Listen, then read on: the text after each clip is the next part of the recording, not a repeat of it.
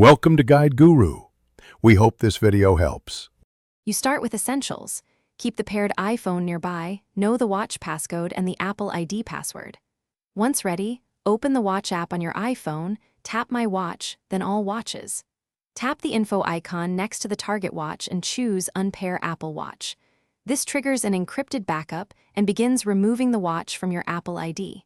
You do this so activation lock is disabled and data is preserved. Keep both devices connected until the process completes. Once unpairing begins, enter your Apple ID password when asked so activation lock is removed. This is the key step. The iPhone will back up the watch, then erase it remotely. Make sure Bluetooth and Wi-Fi remain active until you see completion. If you don't have the paired iPhone, go straight on the watch. Settings, General, Reset, erase all content and settings, then enter the watch passcode and Apple ID credentials. These steps ensure the watch is wiped and disassociated from your account.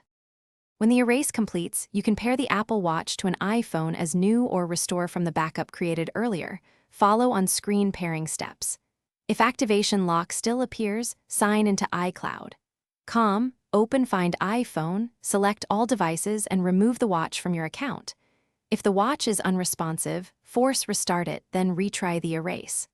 One key troubleshooting tip: if you cannot remove activation lock, you'll need the previous owner's Apple ID sign out or proof of purchase for Apple support to help. Thanks for watching. Consider subscribing if we helped you today.